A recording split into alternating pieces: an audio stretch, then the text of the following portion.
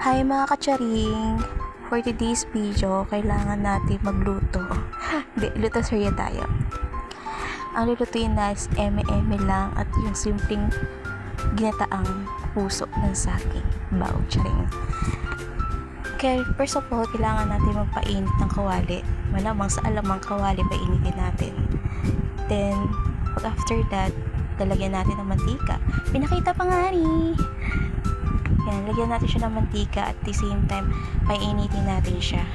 Siyempre, kailangan mo painitin para mailagay mo na yung sibuyas. Hindi, luya muna, tapos bawang, then sibuyas. Yan. Hintayin mo lang siya uminit. Mga 1 minute, pwede na yun. Or if nagmamadali ka, seconds. Depende sa'yo. Kung anong trip mo. Charing lang. Yan, after 1 minute, mainit si kawali. Ang una muna ilalagay is luya. Then, paamoyin lang natin yan or pababanguhin.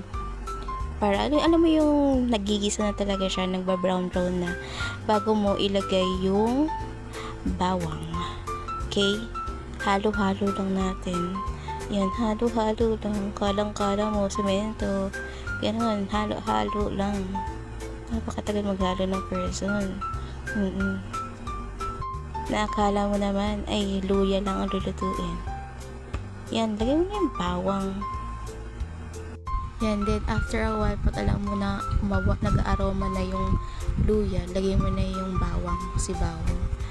Then, pag alam mo medyo brown-brown na yung bawang, lagay mo na si sibuyas. Para namang bago ng bago. Nagigisa ka lang. Alam mo yun naman yun. Paano magigisa, di ba?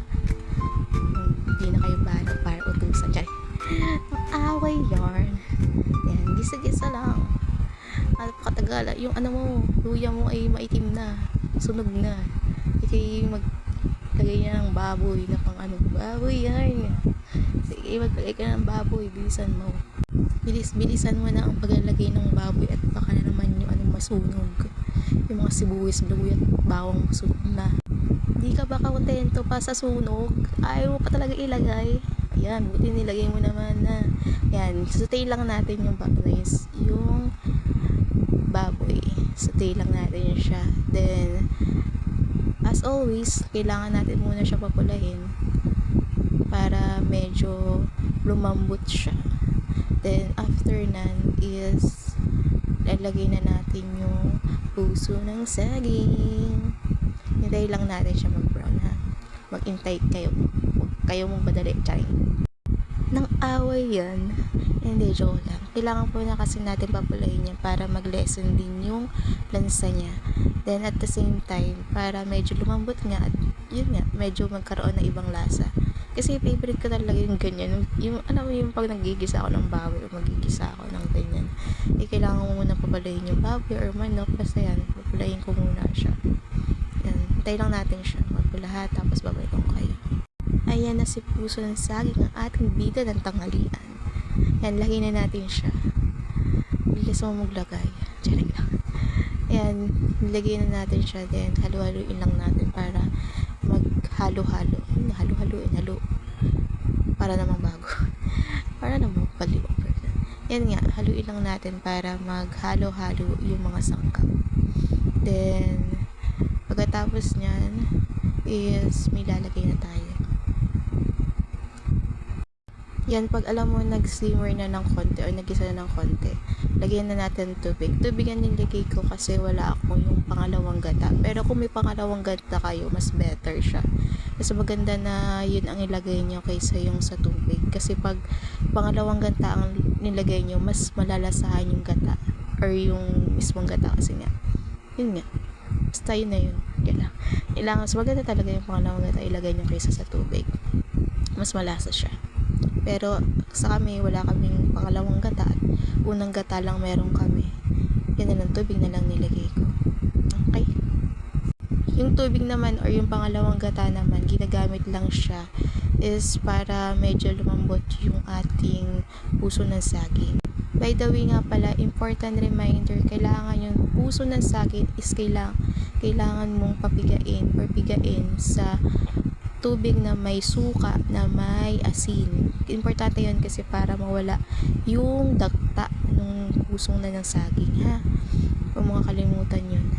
Importante yun. Yun yung first step. Kailangan mo i-remind sa sarili mo. That's, lagyan natin siya ng konting suka. Kasi konti lang, kasi nga, diba, nabibigaan na siya sa suka. Kaya kailangan konti lang para hindi siya masyadong maasim. Magiging paksiw yan pag dinamihan mo. Okay? Takpan lang natin siya, then simmer lang natin or pakuluan lang natin ng konti. Then, lagyan na natin siya ng, after a while, lagyan na natin siya ng pampalasa para lumasa siya ng ayos or maging masarap siya. Syempre, kung walang maging sarap, di magiging masarap ang ating luto. Tsaring lang. Depende din naman sa inyo yan. Okay? Then, halo lang para mag-even siya sa ating niluluto. Yung magic sarap. Okay? Then, takpan na lang natin.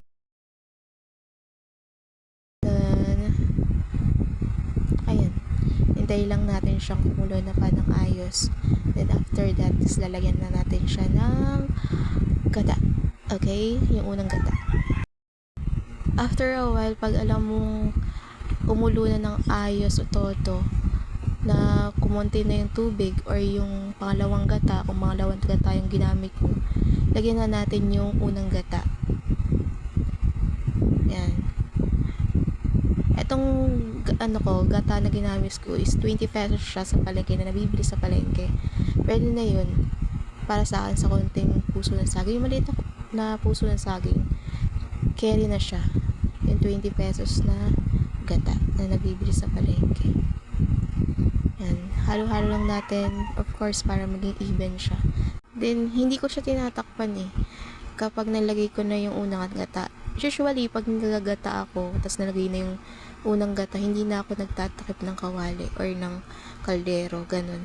Kasi parang may tinuro sa akin yung mama ko na kapag naglagay ka na ng unang gata is hindi na nagtinatakpan para mas umayos yung pagkulo ng gata, kumbaga. Alam mo yung parang medyo, basta, yun yung paniniwala ko. Yun yung naaalala kong sinabi sa akin ng mama ko. Basta yan, naglagay na tayo ng asin para medyo umalat, or hindi, parang lumasa siya. Then, lagyan natin ng sili. Yung sili naman is, it's up to you kung putol-putulin mo or hihiwain mo. Kasi sa amin, may bata sa amin, kaya hindi na pinuputol-putol para hindi siya maanghang. Depende din naman sa inyo, pero mas maganda or mas masarap yung iwa-hiwa yung sili. Yung may konting sipa. Okay, ganun. Kaya, depende naman talaga sa inyo. Kaya sa amin yung bata, kaya hindi talaga pwede. Yan, pakuluan lang natin ng mga 5 minutes. Depende sa inyo or depende sa niluto nyo. Depende sa dami or sa konti ng niluto nyo. Yan. Hintayin lang natin. Then yan, after 5 minutes, titikman na natin siya. Kasama sila sa pagtikip. Joke lang. Tikman na natin para malaman natin kung tama na ba yung lasa ng ating pinataan. Kung tama lang ba sa alat, or baka sobra or kulang yung ating pampalasa. Yan. Hintayan lang natin siyang kumulo. Yan, di ba, sabi ko sa inyo, kulangan ako sa alat. Kaya nilagyan ko ulit ng asin yan, di ba? Yan, importante rin kailangan natin tikman ng ating niluluto. Hindi yung, okay na yan, hindi pwedeng ganon, di ba? Kailangan natin muna siyang tikman para malaman natin kung may kulang or sobra. Or tama lang, ganon. Okay, hintay lang natin siya. Yan. Haluin lang natin kasi nilagyan ulit natin ng asin. Then, tikman ulit para to make sure lang natin na tama na siya yung lasa niya. Yan. I think okay na siya. Diba? Okay na yan yung kumukulo-kulo na siya. By the way, pinakulang po siya ng ayos or pinakulang po siya ng konti kasi hindi pa ako satisfied dun sa lambot ng gulay at the same time dun sa sili. Yung sili kasi parang medyo green pa ng todo. Kaya pinakulang ko pa siya. Then after a while, yan. Luto na siya. I think luto na siya. Diba, tinikpan pa niya. Diba, parang di naman ewan ng babaeng to eh. Ayan, ayan ka na. Kain na tayo. Kuha ka na ng kanin mo at magsilapang na tayo. Kain po. Thank you for watching. Bye-bye!